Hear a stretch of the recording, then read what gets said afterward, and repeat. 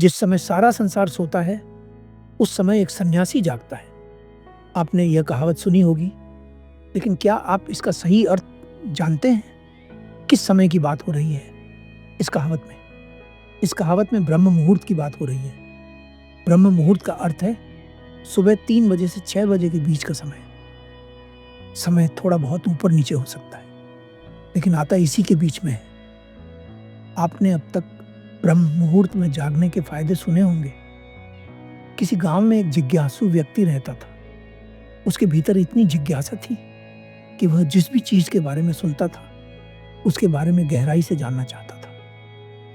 एक बार उसे एक सन्यासी मिलते हैं जिनसे वह ब्रह्म मुहूर्त के बारे में जानता है। फिर क्या था, उस दिन से वह जिज्ञासु व्यक्ति भी ब्रह्म मुहूर्त में जागना शुरू कर देता है। वह व्यक्ति पेशे से लकड़हारा था। वह सुबह जल्दी उठता और लकड़ी काटने चला जाता। 2-4 दिन तक वह बड़े जोश के साथ इस कार्य को करता है, लेकिन कुछ देर बाद जब अन्य लकड़हारे आते तब उसे उठाते। पूरे दिन उसे नींद सताती। उसे समझ नहीं आ रहा था कि आखिर वह गलती कहाँ कर रहा है। उसके कार्य करने की क्षमता भी कम होती जा रही थी। वह अन्य लकड़हारों से कम लकड़ियां काटने लगा था। अन्य लकड़हारे सुबह देर से उठते थे, लेकिन वे ऊर्जा से भरे रहते थे। ये देखकर वह जिज्ञासु व्यक्ति चौंकता भी था, पर उसे कुछ समझ नहीं आ रहा था। एक दिन वह उन सन्यासी से दोबारा मिलता है और पूछता है, महात्मा जी, मैं हर दिन सुबह जल्दी उठता हूँ, लेकिन मेरी स्थिति तो पहले से भी खराब हो गई है। मैं किसी भी कार्य को अच्छे से नहीं कर पाता। मैं क्या करूं? कृपया मेरी समस्या का समाधान करें। वे महात्मा पूछते हैं, तुम सुबह उठकर करते क्या हो? वह व्यक्ति कहता है, मैं सुबह उठकर लकड़ी काटने चला जाता हूं। महात्मा पूछते हैं, किस उद्देश्य से तुमने ब्रह्म मुहूर्त में जागना शुरू किया? तुम्हारा उद्देश्य क्या था? वह व्यक्ति कहता है, मेरा उद्देश्य बुद्धिमान बनना था। महात्मा उस व्यक्ति से कहते हैं, क्या लकड़ी काटने से तुम बुद्धिमान बन सकते हो? ब्रह्म मुहूर्त में उठने से कोई बुद्धिमान नहीं बनता। उस समय बुद्धि पर काम करने से कोई बुद्धिमान बनता है। रात्रि का पहला प्रहर तो विचारों में ही बीत जाता है। हम कुछ ना कुछ लगातार सोचते रहते हैं। धीरे धीरे नींद आती है और ब्रह्म मुहूर्त तक आते आते सारे विचार पूरी तरह से शांत हो जाते हैं। फिर हमें गहरी नींद का अनुभव होता है। यही गहरी नींद उस ताजगी का कारण होती है जो हमें सुबह उठकर महसूस होती है। ब्रह्म मुहूर्त में उठना एक तपस्या है, और यदि तुम इस कीमती समय को किसी ऐसे कार्य में बर्बाद करोगे जो तुम्हें विकास की ओर नहीं ले जाता, तो यह तुम्हारा नुकसान होगा। यदि तुम चाहते हो कि तुम बुद्धिमान बनो, तो ब्रह्म मुहूर्त के समय ध्यान अर्चित करो। एक ध्यानी ब्रह्म मुहूर्त में ध्यान करता है। एक ज्ञानी ब्रह्म मुहूर्त में चिंतन करता है। यदि तुम ब्रह्म मुहूर्त में उठते हो तो कुछ सार्थक करो। कुछ भी करने के लिए इस कीमती समय को बर्बाद मत करो। वह जिज्ञासु व्यक्ति कहता है, धन्यवाद महात्मा जी, मुझे समझ आ गया कि मैं क्या गलती कर रहा था। मेरा एक प्रश्न और है, क्या मैं ब्रह्म मुहूर्त में ध्यान कर सकता हूँ? वे महात्मा कहते हैं, अवश्य, परंतु मेरा सुझाव है कि तुम दिन में किसी और समय से ध्यान करना शुरू करो। तभी तुम लंबे समय तक ध्यान कर पाओगे और उसके परिणाम भी पाओगे। शुरुआत में ध्यान करना ही तुम्हारे लिए कठिन होगा, और यदि तुम इसे ब्रह्म मुहूर्त से शुरू करोगे तो यह और कठिन हो जाएगा। वह जिज्ञासु व्यक्ति उन महात्मा को धन्यवाद कहता है और वहां से चला जाता है। इस कहानी से हम क्या सीखते हैं? पहली बात, ब्रह्म मुहूर्त में उठकर कुछ भी करने नहीं लग जाना है। वही कार्य करना है जो नींद से ज्यादा आवश्यक हो।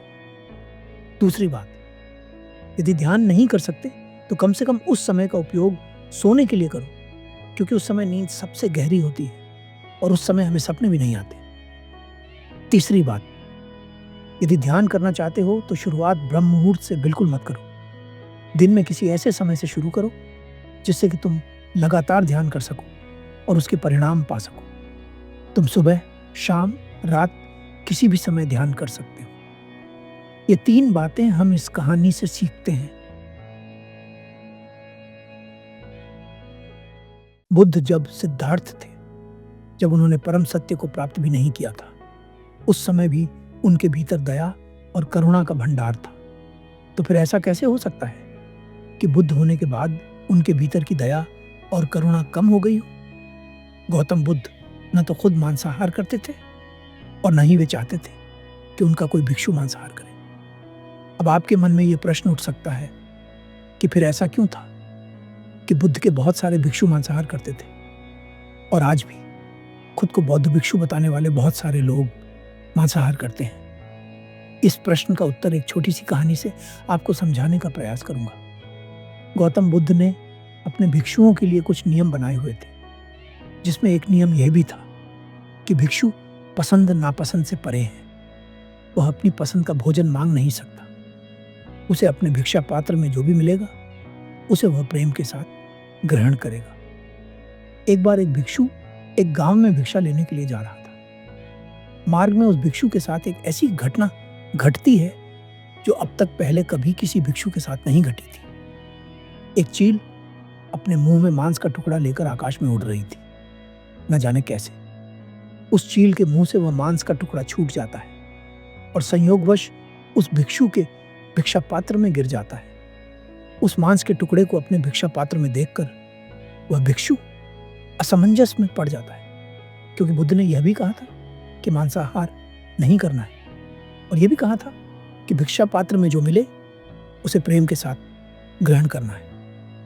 वह भिक्षु दौड़कर बुद्ध के पास जाता है और उन्हें पूरी घटना बताता है। बुद्ध घटना सुनकर सोचते हैं कि यह कोई ऐसी घटना तो नहीं है जो रोज रोज घटेगी, ये तो संयोग से घट गई है। अब हो सकता है कि ये फिर कभी ना घटे। चील के मुंह से रोज रोज मांस थोड़ी छूटेगा, और अगर छूट भी गया तो पक्का थोड़ी है कि वह भिक्षा पात्र में ही गिरेगा। इसलिए बुद्ध अपने भिक्षु से कहते हैं, तुमने किसी की हत्या तो नहीं की है और न ही तुमने यह मांस भिक्षा पात्र में मांगा है। यह तो अपने आप ही तुम्हारे भिक्षा पात्र में आ गिरा है। इसलिए अगर तुम चाहो तो निर्दोष भाव के साथ तुम अपने इस भिक्षा को ग्रहण कर सकते हो।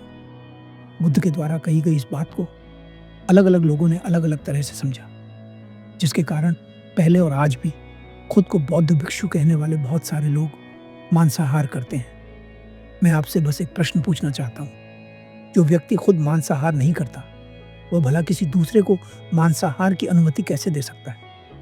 तो इस प्रश्न का उत्तर है, आप गौतम बुद्ध के पूरे जीवन को पढ़िए। उन्होंने अपने जीवन में जो भी कार्य किया वह करुणा से भरा था, दया से भरा था। जो व्यक्ति बचपन से ही किसी दूसरे के दुख को देखकर खुद विचलित हो जाता हो, वह भला कैसे मांसाहार के पक्ष में हो सकता है? यह साधारण सी बात तो उसे भी समझ आ जाएगी जिसने बुद्ध को थोड़ा भी समझा है। मैं बस उस सोच के विरोध में हूं जो कहती है कि बुद्ध मांसाहार के पक्ष में थे।